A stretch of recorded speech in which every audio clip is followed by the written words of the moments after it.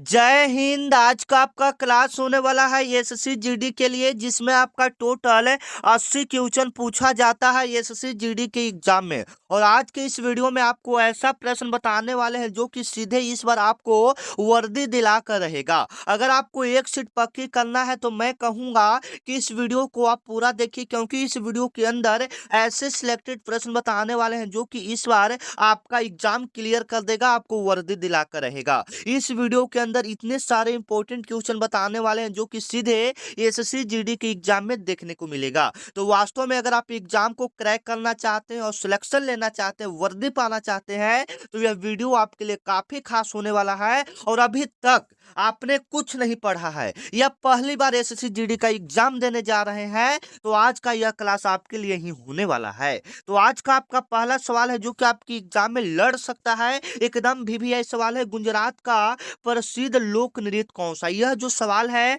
आपके एग्जाम में कई बार रिपीट हो चुका है, पूछा गया सवाल है। गुजरात का प्रसिद्ध लोक नृत्य कौन सा है? तो आपको पता होना चाहिए गुजरात का जो प्रसिद्ध लोक नृत्य है वो आपका गरबा होता है। क्या होता है? गरबा एक डांडिया होता है। एक गरबा और एक क्या होता है? डांडिया होता है। दोनों को याद रखिएगा, गरबा और डांडिया। गरबा और डांडिया कहाँ का लोक नृत्य है? तो गुजरात का हो जाएगा। ये सारे ऐसे इंपॉर्टेंट क्वेश्चन है जो आपकी एग्जाम में कई बार रिपीट हो चुका सवाल है एवं आने का सवाल है। ठीक है, मैं आपको पहले क्लियर कर दूं, एसएससी जीडी में लोक नृत्य से 2-3 सवाल पूछा जाता है। लगभग 3 सवाल हम लोग लेकर चलते हैं, लगभग 3 से 4 सवाल है आपके एसएससी जीडी में लोक नृत्य से पूछा जाता है। मतलब गुजरात का कौन सा लोक नृत्य हो गया, असम का कौन सा लोक नृत्य हो गया, इस टाइप का क्वेश्चन है आपके एग्जाम में देखने को मिलता है। ठीक है, तो हम यहाँ से क्लियर आपको कर दे, जो जो प्रश्न आपके एग्जाम में पूछता है फिर से एक बार कर देते हैं। गुजरात कहाँ का प्रसिद्ध लोक नृत्य हो जाएगा? तो सभी को पता है गरबा। गरबा मतलब गुजरात का प्रसिद्ध लोक नृत्य कौन सा हो जाएगा? गरबा। या इसको हम लोग कभी कभी डांडिया भी दे देता है, तो डांडिया भी हम लोग याद रखेंगे। ठीक है, गरबा या क्या हो जाएगा? डांडिया हो जाएगा। उसी प्रकार से यहाँ पर हम लोग देख लेते हैं जो जो इम्पोर्टेंट राज्य है उसका लोक नृत्य क्या होता है। और ये सब इतने सारे जो लिखे हैं ये आपकी एग्जाम में पूछे गए हैं, कभी ना कभी ये आपकी एग्जाम में पूछे गए सवाल है। जैसे में असम वाला भी पूछा गया कि बिहू किस राज्य का लोक नृत्य है? तो असम का। बिहू किस राज्य का लोक नृत्य है? असम का। एकदम याद कर लेना है, इस क्वेश्चन है सीधे आपको सिलेक्शन दिला कर रहेगा। उसी प्रकार से घूमर पूछता है। क्या पूछता है? घूमर किस राज्य का लोक नृत्य है? तो राजस्थान का। उसी प्रकार से पंजाब वाला काफी इंपॉर्टेंट है, भागड़ा और गिद्धा। ये आपके एग्जाम में कई बार पूछा जा चुका सवाल है। मतलब है ये वेरी वेरी इंपॉर्टेंट क्वेश्चन है, इसको हम लोग स्टार मार्क कर लेंगे, मतलब ये आने का संभावना है। ठीक है, तो इसको अच्छे से देख लीजिएगा। भागड़ा और गिद्धा किस राज्य का लोक नृत्य है? तो पंजाब का। भागड़ा और गिद्धा कहाँ का है? पंजाब का है। उसी प्रकार से गरबा भी हम आपको बताएं, गरबा कहाँ का है? गुजरात का। गरबा डांडिया कहाँ का है? गुजरात का। अभी ये ऑप्शन ही आप था, मतलब क्वेश्चन वही था। अगला, उत्तर प्रदेश का लोक नृत्य क्या है? तो रासलीला बोल सकते हैं या नौटंकी बोल सकते हैं। उत्तर प्रदेश का नृत्य क्या है? तो रासलीला या क्या हो जाएगा? नौटंकी हो जाएगा। जो जो इंपॉर्टेंट है अभी हम आपको बता दे रहे हैं कि वो याद कर लीजिए, आपके एग्जाम में आ सकता है। बिहार में कौन कौन सा लोक नृत्य प्रसिद्ध है? तो एक लौंडा नाच तो आप लोग जान ही रहे हैं, जट जाटिन एक हो जाता है और एक क्या हो जाता है? झूमर हो जाता है। जाट जाटिन एक क्या हो जाता है? झूमर हो जाता है। उसी प्रकार से जम्मू और कश्मीर की बात करेंगे तो जम्मू कश्मीर में रौफ लोक नृत्य है। कौन सा लोक नृत्य है? रौफ लोक नृत्य है। अगर ओडिशा की बात करेंगे तो ओडिसी हो जाएगा और क्या हो जाएगा? छाव हो जाएगा। ओडिसी और क्या हो जाएगा? छाव हो जाएगा। ओडिशा का लोक नृत्य क्या हो जाएगा? ओडिसी या छाव हो जाएगा। अब यहाँ पर जो जो इंपॉर्टेंट है हम आपको बता देते हैं, उसको आप याद कर लीजिएगा। एक तो सबसे पहले असम वाला इंपॉर्टेंट है, यहाँ से प्रश्न आपके एग्जाम में पूछा गया है। एक पंजाब वाला तो बहुत बार रिपीट हो चुका है, इसलिए इसको हम लोग वीवीआई में ले लेंगे। ठीक है, काफी इंपॉर्टेंट है। गुजरात वाला भी याद कर लीजिएगा, हालांकि यहाँ पर देख ही रहे पूछा गया सवाल है गुजरात वाला। ठीक है ना। और एक जम्मू कश्मीर वाला। जम्मू कश्मीर क्योंकि आपके एसएससी जीडी से संबंधित प्रश्न है। कैसे? क्योंकि जम्मू कश्मीर में सेना रहता है और ज्यादा ऐसा सवाल जहां तक पूछा जाता है जहां पर सेना से संबंधित प्रश्न हो। ठीक है, तो जम्मू कश्मीर कभी कभी पूछता है कि जम्मू कश्मीर किस अनुच्छेद से संबंधित है? तो अनुच्छेद 370 से। धारा 370 लागू हुआ था ना जम्मू कश्मीर पर, तो ये वाला पूछा जाता है कि अनुच्छेद 370 किस राज्य से संबंधित है? तो जम्मू कश्मीर से संबंधित है। और जम्मू कश्मीर का लोक नृत्य क्या होता है तो रौफ होता है। उसी प्रकार से पंजाब का भांगड़ा और गिद्धा याद कर लीजिएगा। ये सारे इंपॉर्टेंट सवाल है जो कि आपके एग्जाम में आ सकता है, ठीक है। अगले नंबर सवाल जैसे में छऊ है तो छऊ किसका हो जाएगा, ओडिशा का हो जाएगा। ऐसे आप लोग पकड़ सकते हैं, ठीक है। इसका स्क्रीनशॉट ले लीजिए क्योंकि ये काफी इंपॉर्टेंट है, ये आपको याद करना पड़ेगा। अगर आप यहाँ से याद कर लेते हैं तो दो तीन क्वेश्चन, मानिए कि तीन क्वेश्चन यहाँ से आपका सही हो सकता है, ठीक है। आगे चलिए। अगला नंबर सवाल है कि हॉकी की एक टीम में कितने खिलाड़ी होते हैं। एकदम वायरल सवाल है, आपकी एग्जाम में पूछा गया सवाल है, ठीक है ना। भले आपको सिंपल लेवल का क्वेश्चन लग रहा है, लेकिन एक क्वेश्चन यहाँ से आपके एग्जाम में आता है। खेल से एक नहीं दो तीन क्वेश्चन आपके एग्जाम में पूछा जाता है, तो जो जो इंपॉर्टेंट सवाल है आपको हम क्लियर कर देते हैं, ठीक है। तो अच्छे से देखना है, हॉकी की एक टीम में कितना खिलाड़ी होता है। कोई बच्चे बता सकते हैं, एक बच्चे का आ रहा है 11। बिल्कुल राइट आंसर है। हॉकी की एक टीम में कितने खिलाड़ी होते हैं, 11 खिलाड़ी। अब यहाँ से क्या क्या प्रश्न बनता है, जैसे में खेल से संबंधित प्रश्न है तो कभी कभी मान लीजिए कि स्टार हम बना लेते हैं। खेल दिवस मान लीजिए कि पूछ दिया कि खेल दिवस कब मनाते हैं, तो याद रखिएगा खेल दिवस हम लोग 29 अगस्त को मनाते हैं। खेल दिवस हम लोग कब मनाते हैं, 29 अगस्त को हम लोग खेल दिवस मनाते हैं। 29 अगस्त को हम लोग क्या मनाते हैं, खेल दिवस मनाते हैं। एकदम वायरल सवाल है, आपके एग्जाम में आने वाला सवाल है, ठीक है। अगला नंबर सवाल आपका क्या कर रहा है, एक खेल दिवस हो गया 29 अगस्त को। इसी प्रकार से अगला सवाल को देख लेते हैं जो आपके एग्जाम में पूछा जा सकता है। सबसे ज्यादा खिलाड़ी किस खेल में होता है, ये आपके एग्जाम के लिए काफी इंपॉर्टेंट है। सबसे ज्यादा खिलाड़ी किस खेल में होता है, तो याद रखिएगा ये आपका रग्बी फुटबॉल में होता है। किस फुटबॉल में होता है, रग्बी फुटबॉल में होता है। रग्बी फुटबॉल सबसे ज्यादा खिलाड़ी किस खेल में होता है, रग्बी फुटबॉल में। इसमें 15 खिलाड़ी एक साइड होता है, ठीक है ना, 15 खिलाड़ी। सबसे ज्यादा खिलाड़ी किस खेल में, रग्बी फुटबॉल में 15 को खिलाड़ी, ठीक है। अब यहाँ से हम थोड़ा सा ट्रिक एक बताते हैं आपको, याद रखिएगा। HCF बराबर 11। HCF बराबर क्या होता है, 11। एच का मतलब होता है हॉकी, एच का मतलब क्या होता है, हॉकी होता है। और सी का मतलब क्या होता है, क्रिकेट होता है। सी का मतलब क्या होता है, क्रिकेट होता है। और एफ का मतलब क्या होता है, फुटबॉल होता है। एफ का मतलब क्या होता है, फुटबॉल होता है।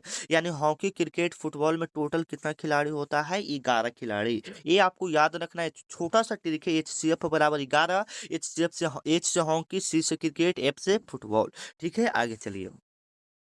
अब आपकी थोड़ा सा टफ लेवल का सवाल आ रहा है, जैसा कि आपके एग्जाम में पूछा जाता है। आप यहाँ पर देख सकते हैं सवाल क्या कह रहा है कि विजयनगर साम्राज्य के किस शासक ने गजसाल यानी हाथियों के लिए निवास का निर्माण करवाया था। विजयनगर के किस साम्राज्य के किस शासक ने गजसाल यानी हाथियों के लिए निवास का निर्माण करवाया था। याद रखिएगा अच्युत देव राय ने करवाया था। किसने करवाया था, अच्युत देव राय ने करवाया था। सी ऑप्शन आपका क्या हो जाएगा, बिल्कुल इंपोर्टेंट हो जाएगा।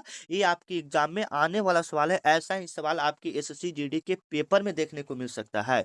वास्तव में अगर आप एसएससी जीडी का नौकरी लेना चाहते हो, वर्दी लेना चाहते हैं, तो आज का यह क्लास आपके लिए बहुत काम का है। एक शायरी है जो कि आपको मोटिवेट करेगा। वर्दी के नाम शायरी है कि ऐ वर्दी तू मुझे मिल तो सही एक बार, ऐ वर्दी तू मुझे मिल तो सही एक बार, तेरा कर्जा मैं शहीद होकर चुकाऊंगा, ठीक है ना।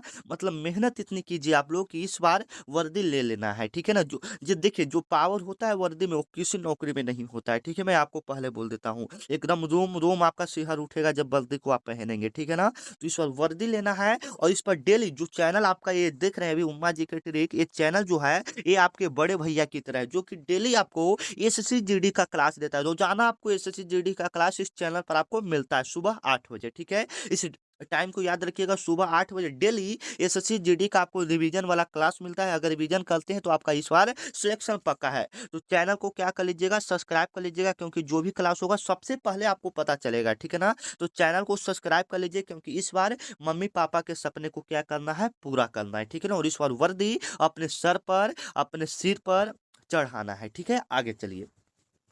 2 नंबर आपका सवाल है जो कि आपके लिए काफी इंपोर्टेंट है। कंदारिया महादेव, जो कंदारिया महादेव मंदिर है जो अपने जटिल नक्शा नक्काशी के लिए प्रसिद्ध है, वह कहाँ स्थित है। काफी इंपोर्टेंट एवं वीवीआई सवाल है, आपके एग्जाम में छप सकता है एवं पूछ सकता है। सवाल क्या कह रहा है, कंदारिया महादेव मंदिर, कंदारिया महादेव मंदिर जो अपने जटिल नक्काशी के लिए प्रसिद्ध है, वह कहाँ स्थित है। कंदारिया महादेव मंदिर जो अपनी जटिल नक्काशी के लिए प्रसिद्ध है, वह कहाँ स्थित है। कोई बच्चे बता सकते हैं, बिल्कुल राइट आंसर हो जाएगा वो आपका खजुराहो में स्थित है। वो आपका कहाँ में स्थित है? खजुराहो में। अब खजुराहो कहाँ में है? तो एमपी में है। एमपी मतलब कहाँ में है? मध्य प्रदेश में है। खजुराहो आपका कहाँ में है? मध्य प्रदेश में। कंदारिया महादेव मंदिर, ये काफी प्रसिद्ध मंदिर है जो अपने जटिल नक्काशी के लिए प्रसिद्ध है। जो अपने किसके लिए प्रसिद्ध है? जटिल नक्काशी के लिए प्रसिद्ध है। वह कहाँ स्थित है? तो खजुराहो का मंदिर आप लोग सुने होंगे, वहीं वाला है। ठीक है, खजुराहो का मंदिर जो कि आपका मध्य प्रदेश में है। ठीक है, आगे चलिए। 3 नंबर वाला सवाल तो और भी वीवीआई सवाल है, आपकी एग्जाम में आने वाला सवाल है, अच्छे से देख लेना है। ठीक है ना। 1857 के विद्रोह के दौरान बिहार में क्रांतिकारियों का नेतृत्व किसने किया था? 1857 के विद्रोह के दौरान बिहार में क्रांतिकारियों का नेतृत्व किसने किया था? फटाफट आप लोग का जवाब आना चाहिए, क्या इसका राइट आंसर होगा? तो 1857 के दौरान बिहार में जो क्रांतिकारियों का नेतृत्व कर रहा था वो बाबू कुंवर सिंह कर रहे थे। कौन कर रहे थे? बाबू कुंवर सिंह कर रहे थे। बी ऑप्शन आपका क्या हो जाएगा? बिल्कुल राइट हो जाएगा। बी ऑप्शन आपका क्या हो जाएगा? बिल्कुल राइट हो जाएगा। इसी प्रकार से झांसी से पूछेगा कि 1857 की क्रांति में झांसी से विद्रोह कौन कर रहा था? तो झांसी से विद्रोह आपका रानी लक्ष्मीबाई कर रहे थे। मेरठ से कौन कर रहे थे? तो मेरठ से मंगल पांडे कर रहे थे। दिल्ली से बहादुर खान, ऐसे एक वाला नाम था लगभग में। ठीक है, सी ऑप्शन वाला। चलिए, ये वाला आपको क्लियर हो गया। काफी इंपॉर्टेंट सवाल है, आपकी एग्जाम में आने वाला सवाल है। ठीक है, देखिए ये भी फिर पूछ दिया कि शास्त्रीय नृत्य। देखिए वीवीआई सवाल आपको हम बताए थे ना, यहाँ से 2 सवाल और आ गया। प्रसिद्ध शास्त्रीय नृत्य सतरिया। सतरिया, सतरिया वाला लगता है आपको ऊपर नहीं बताए थे। ठीक है, यहाँ पर क्लियर कर लेंगे। प्रसिद्ध शास्त्रीय नृत्य सतरिया किस राज्य से संबंधित है? सतरिया किस राज्य से संबंधित है? तो याद रखिएगा ये कहाँ का हो जाएगा। जैसे में बिहू किस राज्य का होता है, पहले हमको क्लियर किए तो किनको किनको याद है? बिहू किस राज्य का लोक नृत्य है? पहले हमको बताइए, बिहू किस राज्य का लोक नृत्य है? बिल्कुल राइट आंसर। बिहू किस राज्य का लोक नृत्य है? असम का। किस राज्य का है? असम का। तो सतरिया भी आपका कहाँ का है? असम का ही है। सतरिया कहाँ का लोक नृत्य है? असम का ही लोक नृत्य। कौन सा हो जाएगा? सतरिया या बिहू असम का ही है। ठीक है, ये दोनों इंपॉर्टेंट क्वेश्चन है, आपके एग्जाम में पूछा जा सकता है, तो अच्छे से देख लेना है। असम का सतरिया हो जाएगा और असम का क्या हो जाएगा? बिहू हो जाएगा। ठीक है, चलिए 6 नंबर आपका सवाल है जो कि आपकी एग्जाम में आने वाला सवाल है। ब्लैक फॉरेस्ट पर्वत, ब्लैक फॉरेस्ट पर्वत श्रृंखला किस देश में स्थित है? वीवीआई सवाल है। ब्लैक फॉरेस्ट पर्वत किस देश में स्थित है? ब्लैक फॉरेस्ट पर्वत श्रृंखला किस देश में स्थित है? तो ये आपका जर्मनी में स्थित है। ये आपका कहाँ में स्थित है? जर्मनी में स्थित है। बी ऑप्शन आपका क्या हो जाएगा? बिल्कुल राइट हो जाएगा, एकदम वीवीआई सवाल है। ब्लैक फॉरेस्ट पर्वत किस देश में स्थित है? तो ये आपका जर्मनी में स्थित है। आप पूछेगा कि दुनिया की सबसे ऊंची पर्वत श्रृंखला कौन सा है? दुनिया की सबसे ऊंची पर्वत श्रृंखला कौन सा है? दुनिया की सबसे ऊंची पर्वत श्रृंखला कौन सा हो जाएगा? तो वो आपका माउंट एवरेस्ट हो जाएगा। क्या हो जाएगा? माउंट एवरेस्ट हो जाएगा। दुनिया की सबसे ऊंची पर्वत कौन सा हो जाएगा? माउंट एवरेस्ट हो जाएगा, जिसकी ऊंचाई की बात करेंगे तो 8,848 मीटर होता है। जिसका ऊंचाई लगभग में कितना होता है? 8,848 मीटर इसका टोटल लंबाई होता है माउंट एवरेस्ट का। ठीक है, आगे चलिए।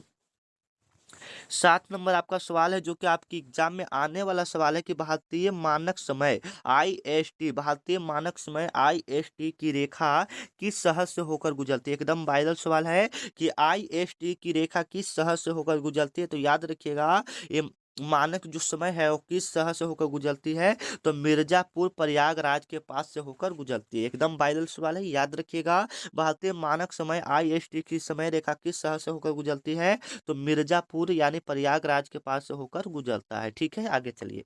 अगला नंबर सवाल है, 8 नंबर सवाल है जो कि आपके लिए वायरल सवाल है, एकदम इंपॉर्टेंट सवाल है। निम्नलिखित में से कौन सा न्यूनतम जनसंख्या घनत्व वाला भारतीय राज्य है? निम्नलिखित में से कौन सा न्यूनतम, न्यूनतम मतलब सबसे कम जनसंख्या घनत्व, जनसंख्या घनत्व का मतलब क्या होता है कि 1 किलोमीटर के दायरे में कितना व्यक्ति रहते हैं, तो वहां पर किस राज्य का सबसे कम व्यक्ति रहते हैं? तो वो आपका अरुणाचल प्रदेश में हो जाएगा। कहाँ पर हो जाएगा? अरुणाचल प्रदेश में। और इसे हम लोग सूर्योदय का देश भी कहते हैं। इसे हम लोग क्या कहते हैं? सूर्योदय का देश भी कहते हैं। सूर्योदय का देश किसे कहा जाता है? तो अरुणाचल, सूर्योदय का, सॉरी, सूर्योदय का प्रदेश की कहा जाता है। ठीक है, सबसे पहले सूर्य भारत में किस राज्य में उगता है? तो वो आपका अरुणाचल प्रदेश में उगता है। ठीक है, एक बच्चे का कमेंट आ रहा है, सर 5 नंबर देख लीजिए। 5 नंबर क्या है बाबू? 5 नंबर गलत का हो गया, देख लेते हैं। आपके 5 नंबर तो क्वेश्चन भी नहीं है भाई। अच्छा, इसलिए देखने के लिए बोल रहे थे, क्वेश्चन ही नहीं है 5 नंबर। चलिए,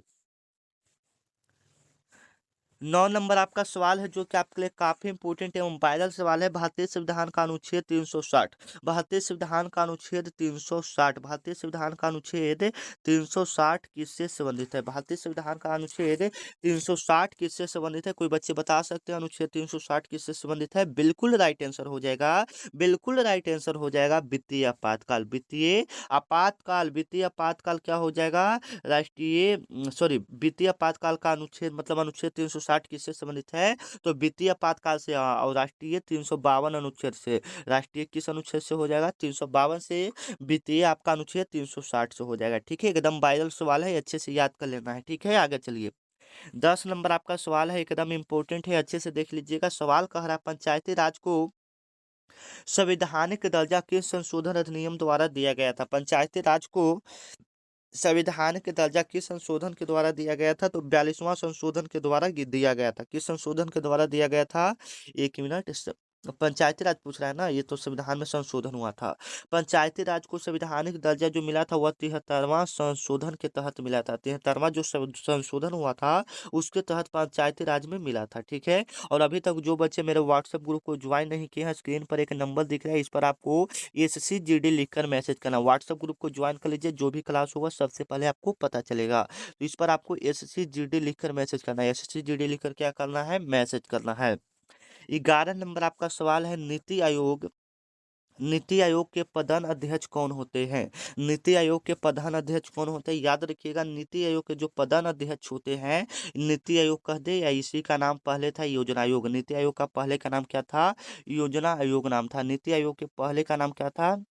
नीति आयोग के पहले का नाम था योजना आयोग। तो इसका जो अध्यक्ष होता है वो आपका प्रधानमंत्री होता है। इसका अध्यक्ष कौन होता है? प्रधानमंत्री होता है। योजना आयोग का स्थापना पूछेगा तो 1950 ईस्वी में। नीति आयोग का पूछेगा तो 2015 ईस्वी में इसका स्थापना हुआ था। ठीक है, आगे चलिए।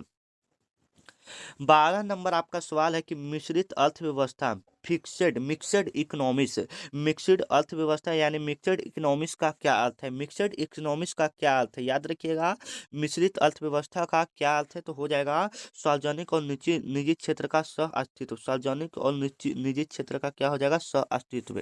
ठीक है, मिश्रित अर्थव्यवस्था का मतलब यही होता है कि सार्वजनिक और निजी क्षेत्र का सह अस्तित्व। मिश्रित मतलब सब कुछ वहां पर मिला रहना चाहिए। जैसे में सर मतलब सरकारी वाला में प्राइवेट घुसा हुआ है, प्राइवेट वाला में सरकारी घुसा हुआ है, ऐसे इसमें होता है। मिश्रित अर्थव्यवस्था किस देश का है? तो हमारे भारत का मिश्रित अर्थव्यवस्था है। ठीक है, आगे चलिए।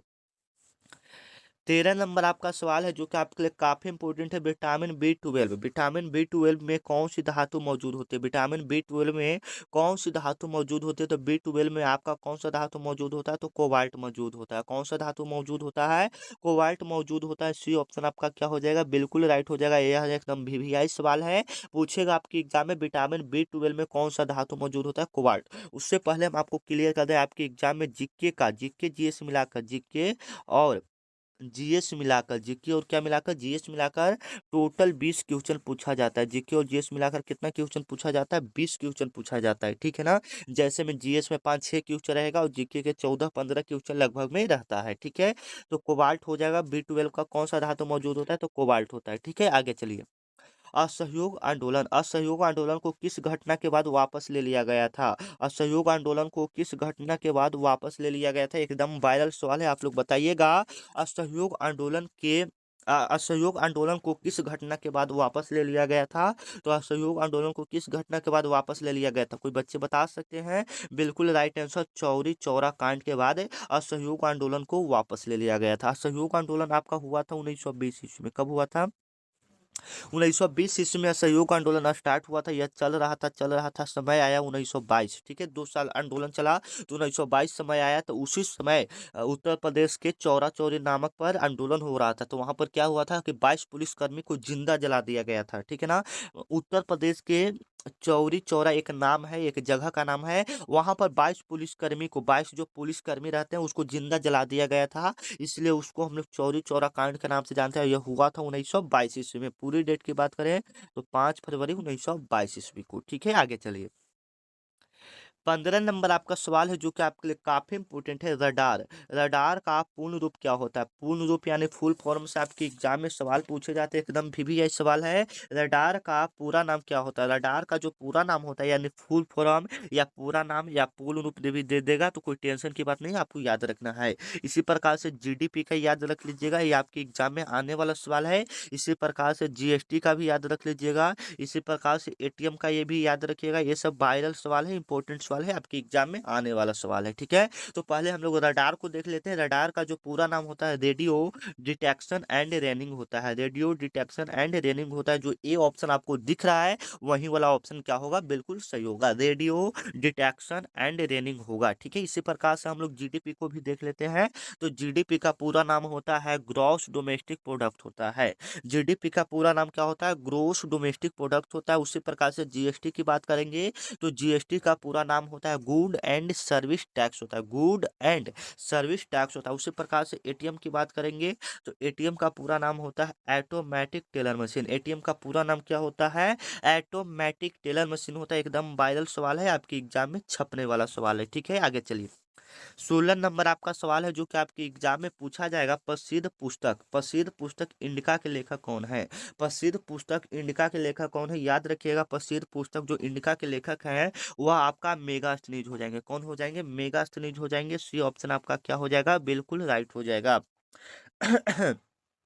प्रसिद्ध पुस्तक इंडिका के लेखक कौन हो जाएंगे? मेगास्थनीज हो जाएंगे। कौन हो जाएंगे? मेगास्थनीज हो जाएंगे। सी ऑप्शन आपका क्या हो जाएगा? बिल्कुल राइट हो जाएगा। 17 नंबर आपका सवाल है जो कि आपके एग्जाम में पूछा जाएगा। एशियाई विकास बैंक ADB का मुख्यालय कहाँ स्थित है? एशियाई विकास बैंक ADB का मुख्यालय कहाँ स्थित है? कोई बच्चे बता सकते हैं इसका मुख्यालय कहाँ स्थित है? तो एक बच्चे कह रहा है कि सर बैंकॉक होगा। नहीं बाबू, बैंकॉक नहीं होगा, मनीला इसका मुख्यालय। मनीला, लेह मनाली आप लोग जानते हैं ना, तो वहां पर। ठीक है, आगे चलिए। 18 नंबर आपका सवाल है कि ध्वनि की तीव्रता मापने की इकाई को क्या कहते हैं? ध्वनि की तीव्रता इकाई मापने का इकाई क्या है? ध्वनि की तीव्रता मापने का इकाई क्या है? तो याद रखिएगा, ध्वनि का तीव्रता हम लोग डेसिबल से नापते हैं। किस चीज से नापते हैं? डेसिबल से नापते हैं। बी ऑप्शन आपका क्या हो जाएगा? बिल्कुल राइट हो जाएगा। ध्वनि की तीव्रता किससे मापते हैं? तो डेसिबल से नापते हैं। बी ऑप्शन आपका क्या हो जाएगा? बिल्कुल राइट हो जाएगा।